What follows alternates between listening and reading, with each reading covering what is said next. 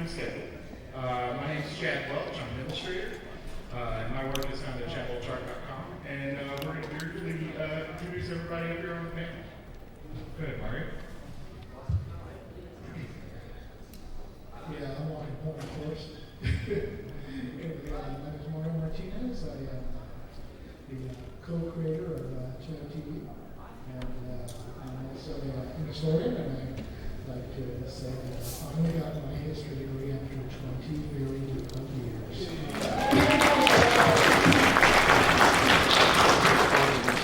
I should have done it before. My name is Kevin. I'm a writer on various projects. My name is Ron. I'm a PhD candidate for Research Institute studying regenerative medicine. I'm a writer on a couple of graphic novels and web stuff. I'm Topher Davila, art director for beatonware.com. I help out with a fancy website that's geekgirlsproject.com. I'm an illustrator, and I just produced a web series. There's something else in there too, but I forgot. Hello, I'm Strand. I'm a co-founder of a cosplay troupe called Gotham Public Works. I've been co-producing some video projects and web series, mostly Batman related as well. Work part-time at Disney, do some performing, acting, that kind of thing, and stuff I forgot. I got one. Hi, I'm Kat Smith. I'm a voiceover actress, and I'm used to working in a tiny little box, and you're all freaking out by staring at me. Hey, I'm Jody Patterson, and I have a photography and video production company called the Readz. And I'm Aleister Gilgrim, graphic novelist and illustrator for SLG, Disney, Transfusion, and SK Media, among others in the past. That's about it. All right, last but not least, my name is Glumace. I'm an instructor at Glumace College in the Digital Arts program, and I've been a letterer in this industry for a number of years. Well done.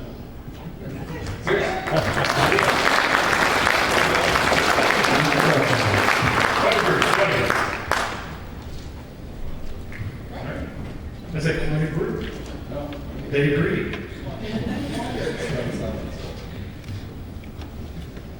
So, you want to ask us questions, or do we just going to?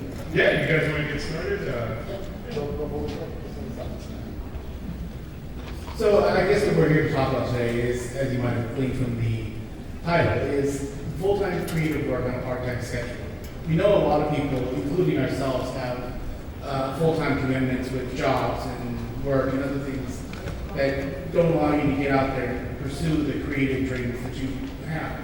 Everyone's got an idea, a project, a thing that they want to do. And they often don't know how to do it and don't think they have the time to do it. So what we're going to talk to you about today here are some of the methods that we've used to overcome that. And it's primarily through collaboration with like-minded people and putting together projects that you realize if everyone does their part, you can put out one full-time working project, even though everyone is only working part-time on it. Yeah, so basically, and even the even basic concept is basically anytime you have a group with a goal, the entire sort of relationship of that group changes. You're getting together just to hang out or something like that, but the moment you have a mutual goal, it sort of just evokes a whole like lack of demons that can be problematic. Some things are great, some things are not. And so if you're in here, you have a group with a goal that you want to accomplish, welcome. You don't have to have a group to be welcome, I just want to. But or maybe. How many people here don't have a group they're currently working in right now? Raise your hand. Okay, you people should be a group. And that's actually a really good point is look around the room and who's here. You're all here for the same reason. To basically, it was like 3/4 of you here to meet other people, but also how to work with each other. So you have a lot of resources in this room too. So with that, we have a homework assignment, John? Yeah, I guess we got some homework. All right, who has business cards? All right, take out your purse, please. Come on, hurry up. You should have had them out already. Come on. Give them to the people next to you. Left and right. Look to your left, look to your right. Say hi to the people next to you. Don't make me come down. This is serious. You can make your seats or not, but I like you. Basically what's going on is that three quarters of you just raise your hands. I need someone else. Oh, yeah. All right. Yeah, Oh, Captain Comic-Con. This guy's Captain Comic-Con. They went to lunch.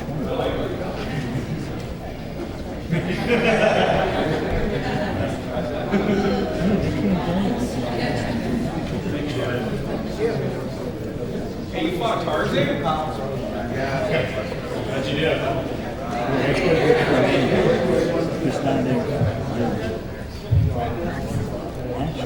I have here three most questions brought up. I'm not wanting to do this. Nice shiny good looking car, pancakes and camembert, and two others to the prepared. They had a stack, they had them ready, they can hand them out. They came here ready, and you never know when you're going to need a business card. I was once in Disney Animation Studios, and I was working with early developers with them.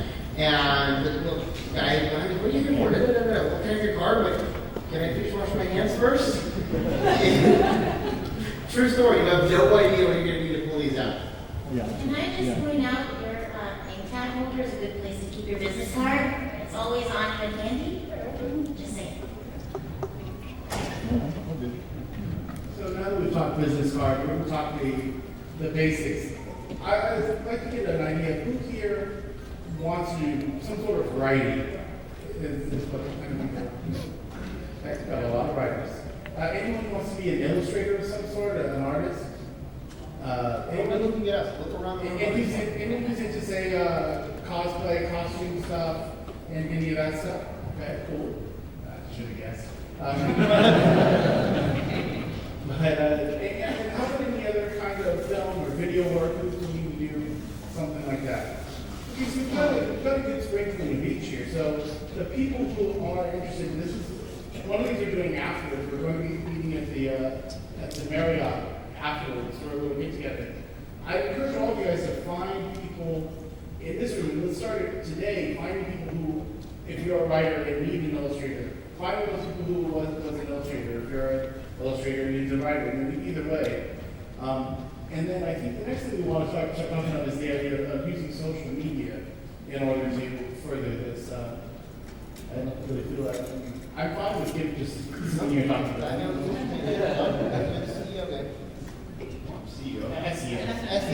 SEO. Actually, I got a question. How many of you want to be a letterer? Hey, there we go. We got one in the back. Two. All right. Well, that makes me feel good. Now, one of the things that probably a lot of you are already doing is you have your social media stuff, your Facebook, your LinkedIn, your Cloud, all those types of things, and your Twitter accounts as well. How many of you, though, and really think about this, how many of you have really separated your personal and professional accounts? About half the room. How many of you have, like, your personal Facebook page also, all of your friends are on it, and then all the people that you kind of work with are on it? It's not a good combination. Anyway, that's usually the first thing I always tell everyone. I do teach some Facebook stuff, and it's sometimes a hard thing to get through is you have personal and you have, and you have your professional. This is a good time, even if you don't know what your final goal is here, you go, hey, I want to be a writer, I want to be an artist, I want to be whatever. It's time to actually separate those two things out. And that's across all your social media platforms. LinkedIn's probably the only one that's not. LinkedIn's, that's your professional side as well. But especially with Facebook, I've seen lots of mishaps with Facebook stuff out there. The personal things mixing with the professional stuff. So, you got anything to add on? You're the Twitter guy. I'm not. I can't. Well, a lot of the reason why you're going to be doing that also is because that's how you're gotten to be known bad English. That's why I have him as my writer. they're gonna get to know you on that, especially on Twitter. You're gonna be getting to know. I mean, you do that for a couple of times. I don't know how I got the amount of people that I got, but I got like over 1,000 people on their phone and Twitter. How I don't know. But the point is, it's a separate business account at that point. So when even if you don't know what you're gonna do, by the time you know what you're gonna do, you can't split it. You know, it's really much more difficult to set things up right to begin with. Personal, private, but because by the time you might want to have 6 months, a year, 2 years down the line, and you want to do something with it. Everyone go over here and find new accounts. No, yeah, you're going transferring that is really going to be hard on that because of the passive nature of social media. So you know, if it's just professional, like I'm doing that right now, I have to start switching. I started off as an illustrator, and now I'm doing. But I've got at least this where they know they can find me at that point. You really want to train your audience to appreciate your brand as an artist. And you know, because we are a wide and varied country, and that's kind of what makes us great. But if you put one sassy thing out on one, you know, and you alienate half of your audience with your, you know, your personal politics or feelings and stuff like that, there are places for those, and your creative brand that you're trying to build, unless it's seated in that type of community, is not probably the best place for it. So you want to train your audience on what to expect from the brand from the very beginning. And the other thing is, just like, so by having this separate identity, this completely separate identity that's all tagged up and branded up and says, you know, writer in the description, and you're tweeting with hashtags of writers and things, it also makes it easier for people to find you. And that's an important element of social media. There's the reaching out and finding people to collaborate with. But I think it's just important to make sure you're maintaining a visibility that allows you to be easily found. And so if you have your social media and your Facebook and your Twitter, and they're all linked, and they're for, let's just pretend that you're wanting to write a movie. And so you have a Facebook page for that movie, for the project of it. And then you also can have the Twitter account for it. You're still looking for people to work on it. But by having all that together, you can start to draw in people who, one, may come see it as a career, even if they aren't, you know, interested in it, but in working with you, but also that will be able to work alongside you. So, and that brings to the next phase. Like I said, I do a lot of the Twitter stuff. It's kind of fun, but it's kind of taxing as well. You get enough people following, and you're following them. It gets kind of tiresome. But it's important to use wisely things like hashtags and other things. Use it beyond just saying, I'm cooking bacon today. Because no one cares if you're cooking bacon, really. Unless you're offering them some. No one wants Bacon's good. But if you say, I've got this event in 30 days, and then you know you're a cosplay person, you say, there's this meetup, and you tag it, and you have to tag it cosplay, SDCC, Comic-Con. You know, and then you can search and find out what people who are doing things like you are hashtagging their things. And that's an important way of cross-promoting your brand. It's That's a really good way to go. TweetDeck. TweetDeck is good. If you have Twitter, personally, I don't think anything better than TweetDeck because you can make separate categorical columns of who you want to filter because I follow like 500 people on Twitter and I'm actually able to follow them because they have 22 different columns. The software only lets me to have 10. But I can actually look at exactly what category of people are coming in, otherwise it just ends up being a sort of stream of consciousness. Additionally, with most clients like that, you can also follow hashtags. Yes. So you can set up a hashtag for SDCC and see everybody that's what panels they're going to, whatever. Or Kitlit Art is one that I follow because I do a lot of children's book illustration. So I try to follow that, and I have a separate column in TweetDeck for nothing but things related to kids literature. And so that's another great thing you can do with Twitter clients. And they also handle multiple social networking accounts oftentimes. I have 5 Twitter accounts. Yeah. And I have personal, which if you want to know me, it's me. I have business. I have Geek Somewhere. I have Geek Somewhere. I have one for webcomics, and I have another one. So and you push button on the top, which one you want to tweet under, and you're good to go. So and that's also going back to earlier, how you basically separate a lot of your personal life and your private life. I have a private account, I have a personal account, and then I have a business account, and I have a keeping account. One thing that we can throw out there for the panel really quickly that we were talking about earlier was hobbyist, and that might be more for the end on the left. Hobbyist versus business model. Now, you're handling money, it's all your business, but the end goal, you want to make a movie that you want to be a TV show, or hobbyist, which is a really fun thing to do for the costume group or something like that. Some of the dynamics between hobbyist and business as far as social. Yeah, sure, I'll jump in a bit. How many people here, I'm sorry, you're gonna have to raise your hands again, I won't make you stand up. But how many people here are interested in doing their creative work as a profession? I mean, that's kind of your dream, right, to do that. What can you really, it's cosplay, it's video. Got it. How many people are happy that if they only ever have to do it, they can do it as a hobby, they can do it for the rest of their lives?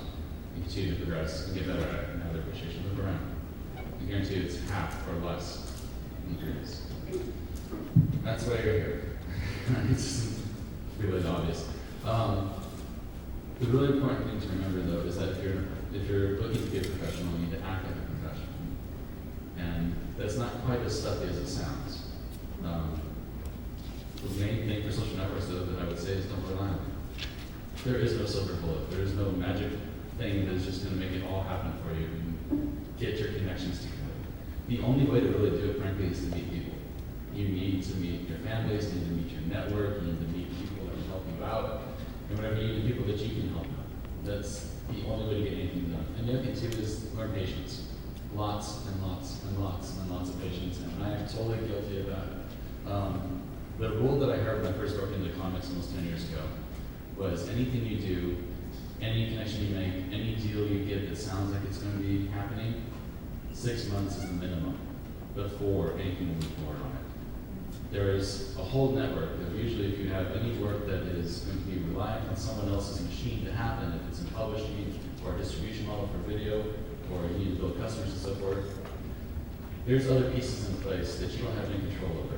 You have to set it up and you have to wait for that to be ready. And then you have to be ready as well. And then you pounce on it and get it moving. And when you look back, it's going to seem like it happened a lot faster than it did. But it takes time. And I wish it didn't, but it does. So those would be my suggestions. And really about social networking things too. Social networks are great.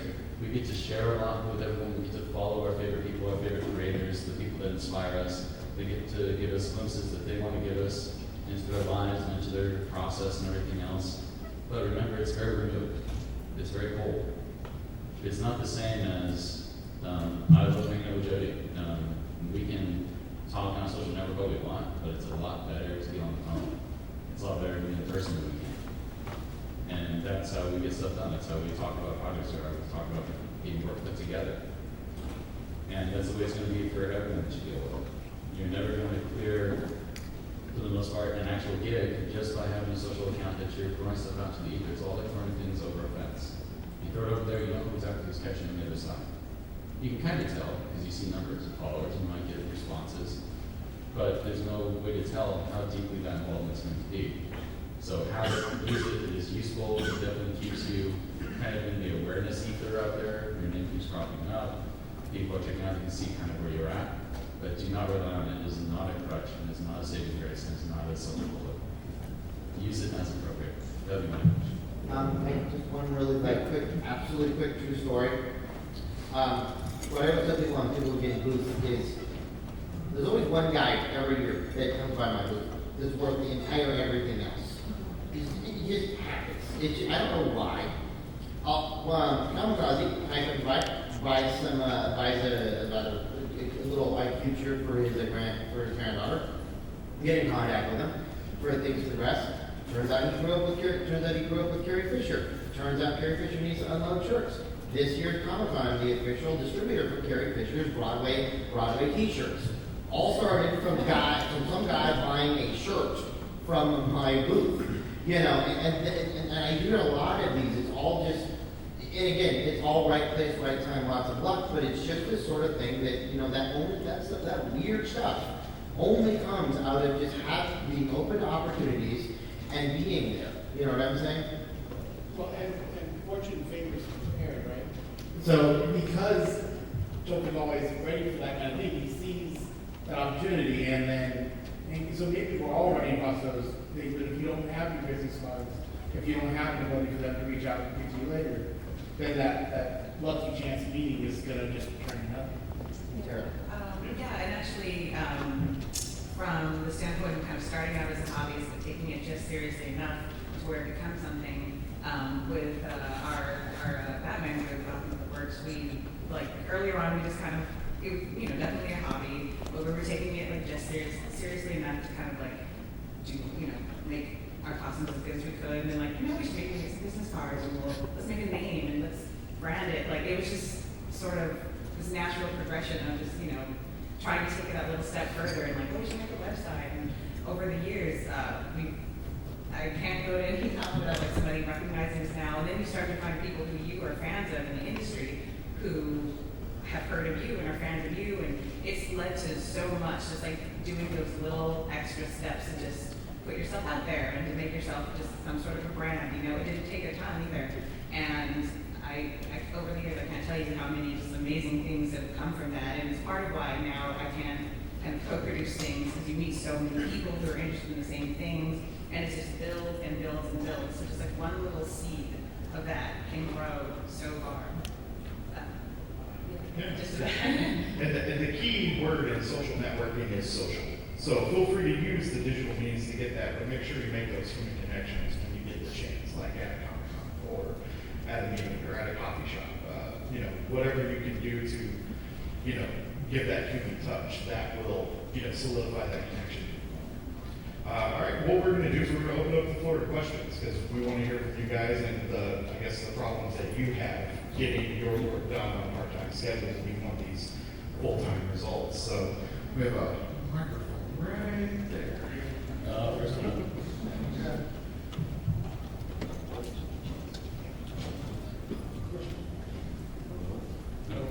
While we're getting on mic going, actually, this is a great example. This is the Captain Comic-Con, the icon of Comic-Con, follow on Twitter. And he's someone who we met because of this group's panel's Twitter account. So this panel had a Twitter account, and he was someone who was hashtagging a lot of SDCC and Comic-Con. And we met live for the first time on Thursday, I think. So, you know, it's just the power of interconnection. I just wrote that. We met through Twitter. I just realized that. I was like, I can't go to SDCC. Oh, wait, we go to SDCC. So do you have one mic now? Sure. Hello. Yeah. How's everybody doing today? Really? That's it? No.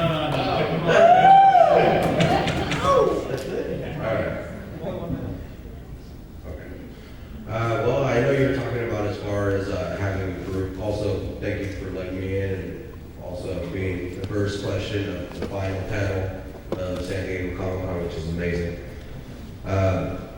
You were speaking about having a group and how important it is to have a group and everyone to kind of team up and have their own group going on.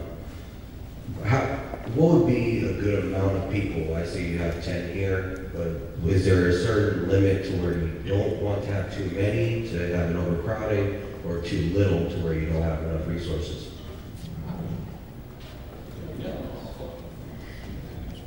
Well, it really comes down to the project that you're looking at. So let's say, I'll just take a comic book for example, just to keep it kind of simple. So let's say you have a writer. You found a writer, or you're going to write it yourself. Now you got to find an artist. Maybe an inker as well, maybe the artist is just a penciler. And then you have to find a production person, possibly a letterer as well. So you're looking at maybe 5 or 6 people on a project like that. It's per project what it really comes down to. But sometimes too, you're looking at maybe a core group of people, maybe you and another creator who come up with the ideas, or do the costuming together. And you might start finding those little things, like the costume. You don't know how to do a certain thing, you don't know how to make something, so you're gonna have to go out and find those people. and that gets back to the networking side of it. Right. And that's another thing too. Even if you're doing what you feel is a wholly independent project, as a graphic novelist who does, the writing and the art, and whatever degree of proficiency that is, I'm not actually alone. I have a publisher, and they have editors, and they have marketing people. That's still a team. I mean, whether or not I can sit in my library tower and think like, no, it's all just me. It's awesome. Look at what I did.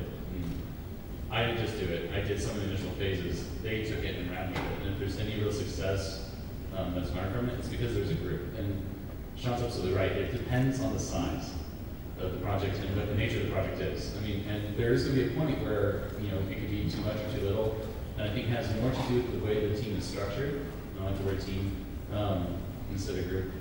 Because there is going to have to be some leadership somewhere. There's going to have to be someone who has the driving vision for what it is. And how you handle that is going to be the thing that determines whether you succeed or fail, and to what degree you do. Because if you have a tyrant who is completely unwilling to let go of their vision or compromise, it's probably not going to work. You're probably going to antagonize the rest of your group, especially if they're doing it out of the goodness of their heart and to help you out.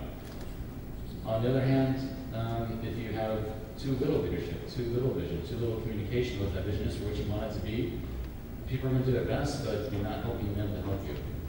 So that's really the rough part about managing the size of it and how big it needs to be. And if you're the one that's taking the lead on it, you probably need to think of how much you can handle in terms of doing leadership, and then the roles that you want to take on. I know that's not a really good answer because you're probably not here, like 6 people is it. It's a little bit less than that. So that. And he has a really good point about making sure you have someone in charge. And I use that terminology because sometimes that's a boss. Sometimes it is a straight up boss.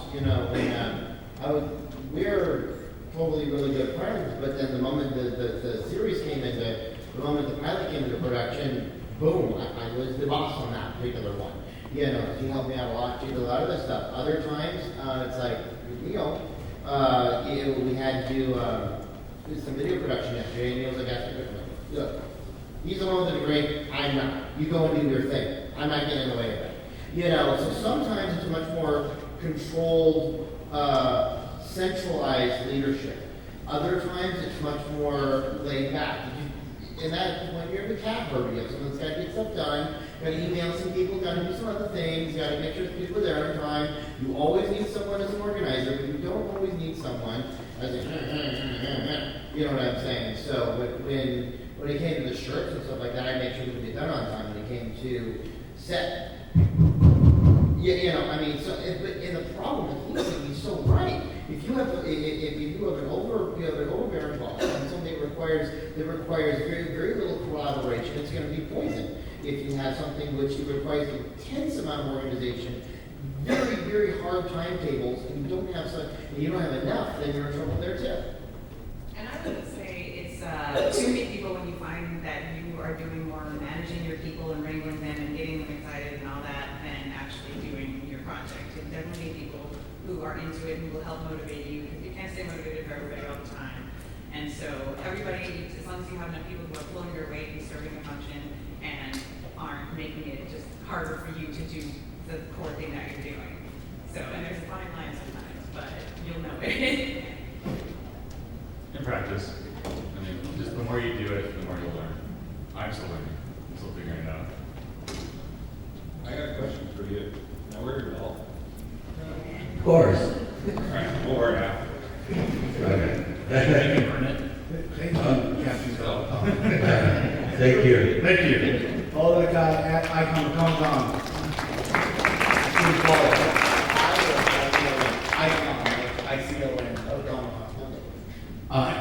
Hello. I had a question that I was hoping I could get an answer just like down the line, so I'm sure everybody has a different answer to this particular question, which I will deliver right now. I think probably a lot of people who work a lot and are trying to be creative, you have the problem where you come home and you know you should work on your passion project, but you just work 7, 8, 9 hours. I was wondering if you had tips about how you force yourself to follow through on stuff after you just worked all day and you want to just like have a beer and watch a movie for 2 hours. Like, how do you fight through that? How do you get past it and just get onto the creative tip? Yeah, that's a really good question and a common plight. And the really only answer that you can really, I think, come down to is you have to treat the work like work. You got to clock in. Whatever you get home, you got to clock in. You got to do the time. You have to, set up a schedule. Recently, I've kind of gotten out of it because of the Comic-Con thing, but I get up at 4:30 in the morning, and I work until about 8 o'clock in the morning, and then I take a shower and I go to a design firm where I do, graphic design and stuff like that. I do that for 8 hours, and then I come home. And even whenever I'm watching a movie or doing downtime, I'm sketching, I'm pausing it, doing, stills. So, the 10,000 hour rule. I don't know if you guys have ever read The Outliers, but it takes 10,000 hours roughly to master something.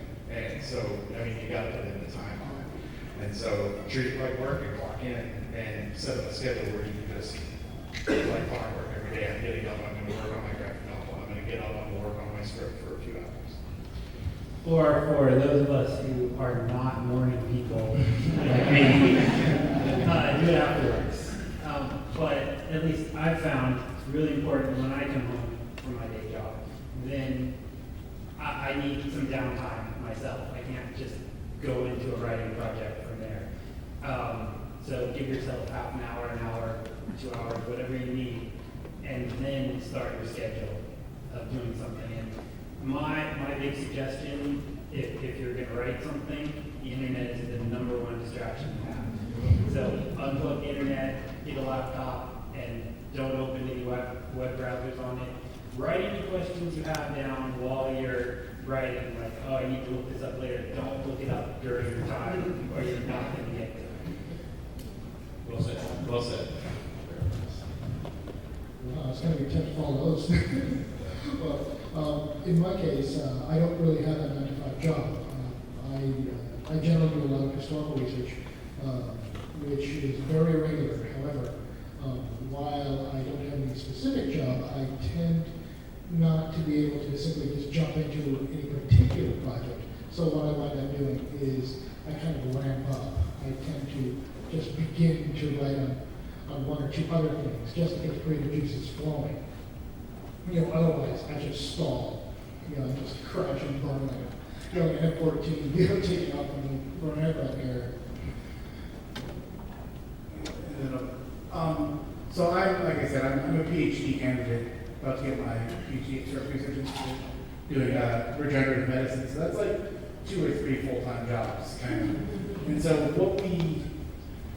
I'm very busy, but it's the idea of scheduling and making your job, part of your job. Just like I have meetings every day, every Monday at work, we have a ladder meeting from 12 to 1. And there are certain meetings that are blocked into my week. Every weekend, writing is one of those things for me. And then what I like to do, as far as, I do little bits of writing on a daily basis. And then for me, what works is having a big block of writing every, say, 2 weeks or every week, where I'll have Kevin and I write together a lot, actually. So we'll hang out, the internet's off, we have the laptops there, and we're just writing and bouncing ideas. And so, for 4 or 5 hours, then we hang out and have a good time, afterwards, then we'll have a couple of beers and watch some TV or some movies. But it's the having a meeting and knowing that you're going to have a deadline that we're going to meet on Friday makes me work on notes all week, because I don't want him to get there and me not have something to say, some notes for the week. So I think that might be another thing that they're saying is that I guess boil that down to accountability. Having someone who you're accountable to for someone on a production. Because if it's just yourself you're letting down, I think a lot of people are much more willing to let themselves down than they are willing to let their writing partners down. So I think that's another advantage of the group, I think, is you have someone who you're accountable to. So for me, the accountability and the talking like a job is what I do. First, don't come home. Don't come home. Too many distractions. Go somewhere else. I have something a little bit larger than a closet. Well, it's not. 10 feet by 20 feet is my art studio. I I share with someone else on a brand big sort of one like that. That's the space that I get. It doesn't have internet. It doesn't have a phone line. Sometimes that's the problem, though. Yes, it can. But it doesn't have internet. It doesn't have that. I can go there. I do my work. And here's the best part. You can walk away and leave it right there. And then come back. It's an illustrator this house, right in there. I can go back and it's sitting right where I left it. So they've done actually a lot of research about how when you go to certain places, your brain ends up actually shifting gears as you move from one room to another and stuff like that. Having a place that can be completely disconnected from elsewhere is really, really useful. I know a lot of people that they'll buy some sort of small shack in the backyard. They'll be sitting in the back, not connected to the house at all, just sitting back there. So the first thing is don't come home, you know, and don't have them want you to come home. This is your set aside time, you know. Set aside time. When I started dating with my current fiancé now, I was clear. I X, Y, and Z times what I need for this is what I need for that. If you go, this is going to be an issue, then we're not going forward. That's a really excellent point, because I've noticed that some things that, there are some projects that I get so much more done if I just go to a coffee shop and camp out than if I'm like at my computer or at whatever I call my office or anything. So yeah, that's an excellent point.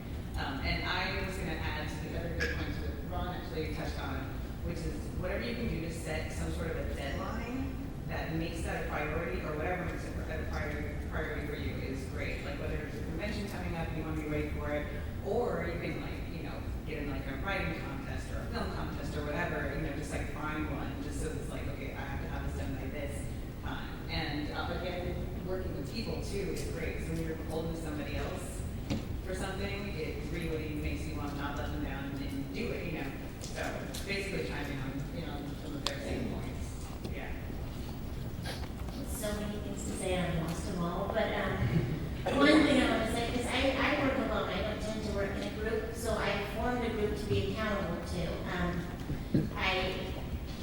I have a meetup group, we meet once a month, and everybody in the area that's a voiceover actor gets together, and you find yourself really embarrassed when you get to that meeting and you haven't done any auditioning and you haven't done any work. If you have nothing to contribute, you start to feel like the loser in the group. So instead of having a boss for myself, I just made somebody else, somebody I have to, peers. I have a peer group. So, and I work at home, so I make sure that I get out of the house, so it's kind of the opposite problem.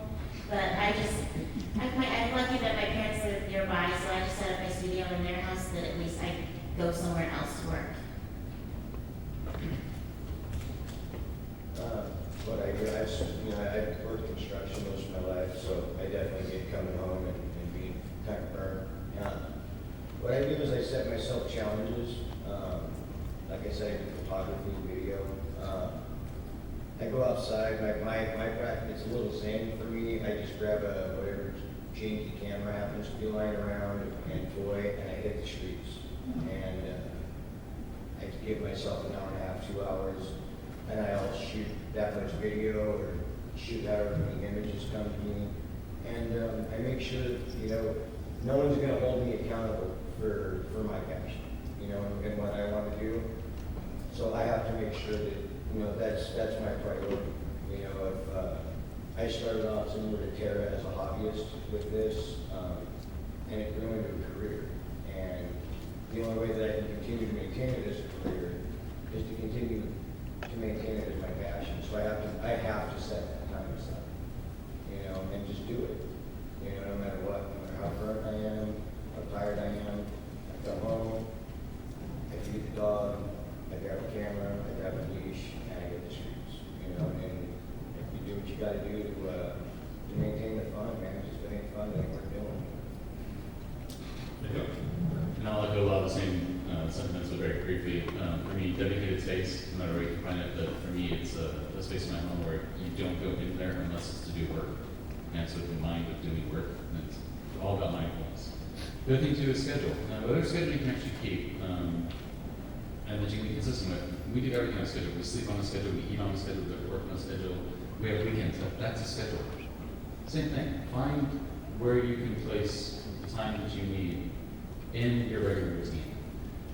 Sadly, it's probably not going to be 8 hours. It probably will be 1 hour. And the other thing too is if you're serious about this, and since I saw so many hands that would say, I want this to be my profession, like, okay, sacrifice. That does mean, oh, I'm tired, I really don't want to do this, I just got home, it's a terrible day at work, it's the last thing I want to do it anyway. Oh, my friends really want to go out tonight. Well, was this your working night? Work. See them later. Arrange another time, balance that out, and keep at it. If you don't, you will never make it to a professional level. You know, it's just because there will always be something that comes up. There will always be something that gets in the way. I have 4 kids at home, so I don't get anything done. No, and you know, I can drone on about everything that's been said up here. One thing I did want to say though is a lot of you, this is your hobby, this is your passion.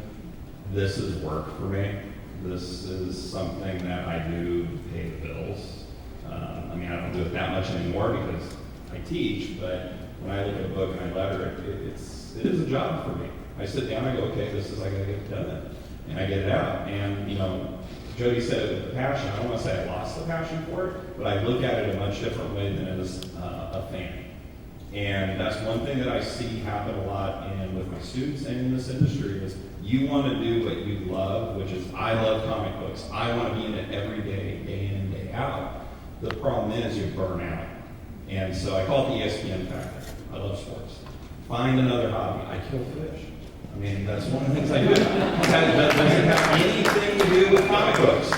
No, it doesn't. But that's my escape. Those are the things I do. I love baseball. I like basketball. I love ESPN. We're getting a TV in my office. Guess what it's going to play all day long? Sports Center with the volume on.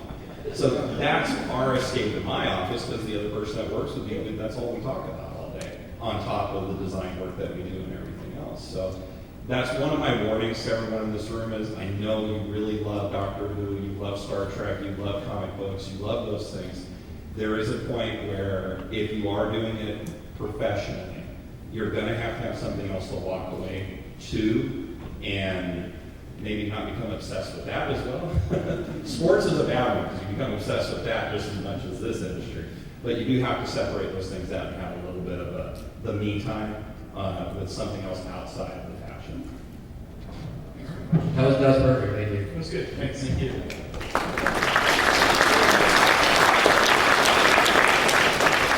Actually, those are 2 of my questions. You kind of stole it, so I just want to say more about family. Like you said, 4 kids. Like I just recently had a daughter, so it was just juggling. You would have kids forever, but no, it's juggling.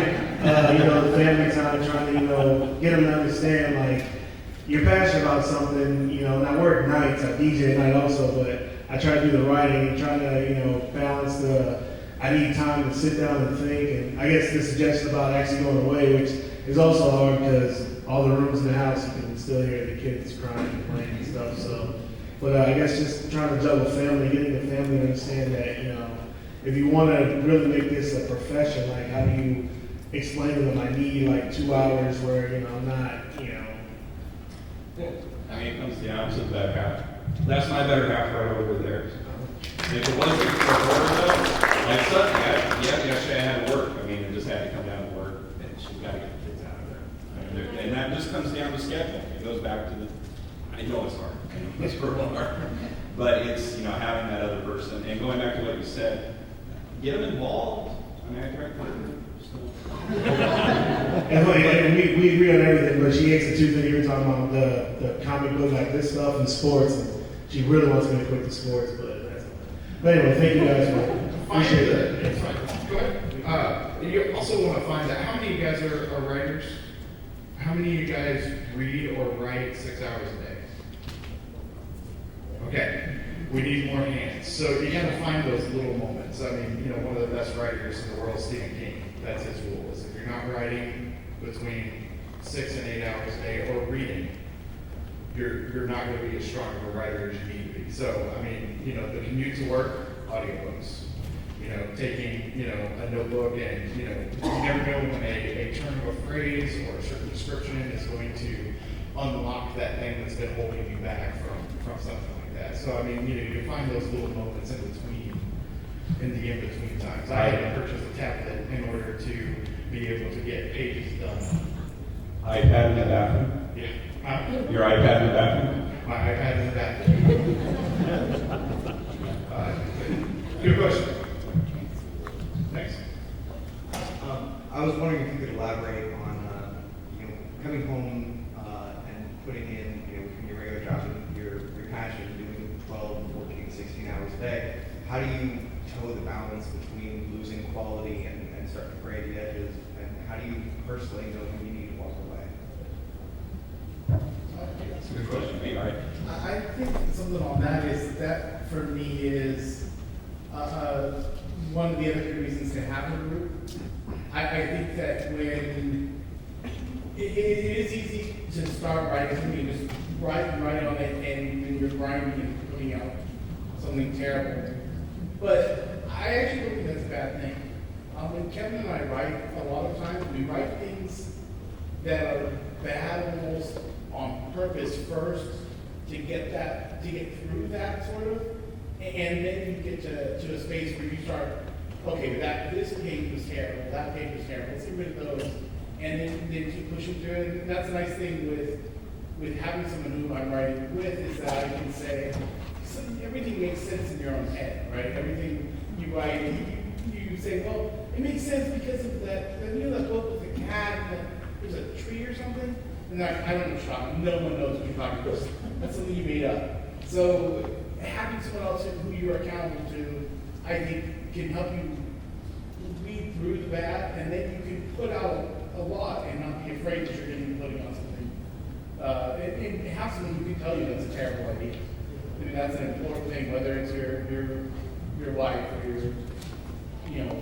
your writing partner, or whoever, people on. I mean, I was talking to someone the other day who puts all this stuff on. He has a Facebook page. He'll put out 1,000 words a day or something, and people on his Facebook page will make comments and say, "I don't like that part. I don't like this." And he said a lot of times the stories that books that he's written, he's gotten major characters out of them because everyone on his Facebook page, that character is cool. You should stand that character.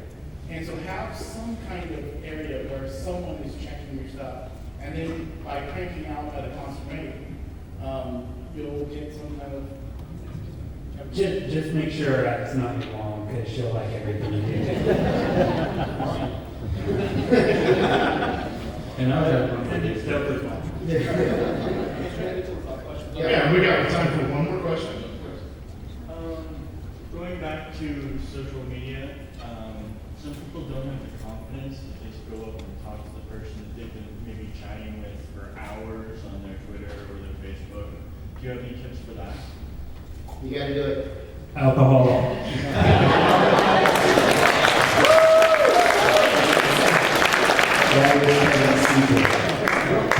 Real quick, do we have the flyers for the next one? We're going to pass that meeting real quick because we only have a few minutes left. A couple of things. One, we're meeting at the Marriott next door out on the pool deck. If you go out in the pool, just go next door. We always do an after panel mixer. Also on that flyer that's going to be passed out, we meet every month. The last 4 or 5 months now, we've been meeting every month. We meet in the Orange County area at South Coast Plaza because most of us are from that area, and we have a different speaker every month.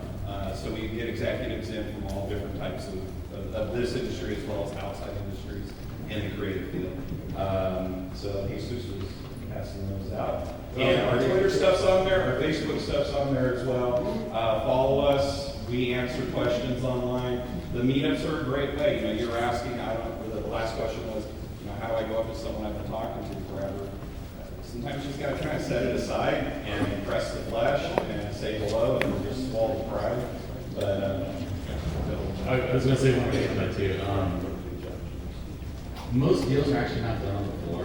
A lot of deals are done socially because that's where people are relaxed. When you're here at this show, if you want to do some specific, especially in comics, I'm going to make about comics first, but the people that you're pitching to, the publishers that you're talking to, they have another thing to take care of. They have to sell their books at the booth, they have to sell their merch, they have to handle their talent, if they have signings, they have to keep track of the fight with convention people sometimes.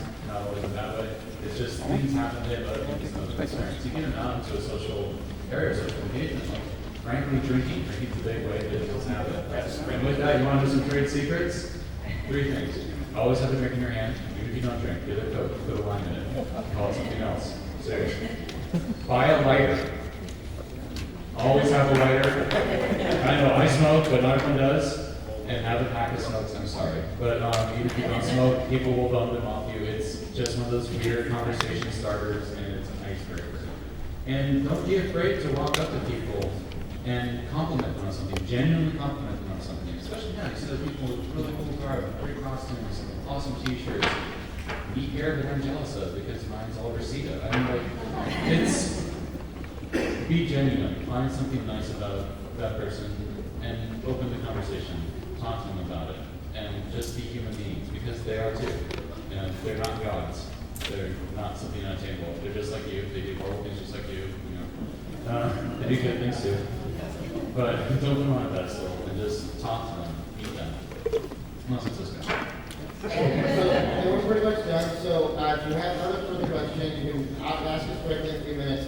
The Facebook page, everyone on here is on the Facebook page. So I specifically kind of set this up to have a whole variety of different careers and places where people come from. So if you want to post to the Facebook page, and I may not have it, but she may have the answer, they may have the answer, so they can actually pull it off. Join the meetup and follow us on Facebook. Yeah. Real quick, we got one real special, real quick thing we gotta do for someone who's done a lot for Topher. So I'll let Topher do this. Rena, can you come up? Hey, Rena. Rena's my boss too at work, so I have to be really nice to her.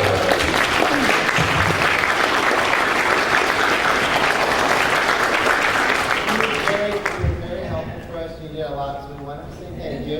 So I put together, I had someone commission something for you.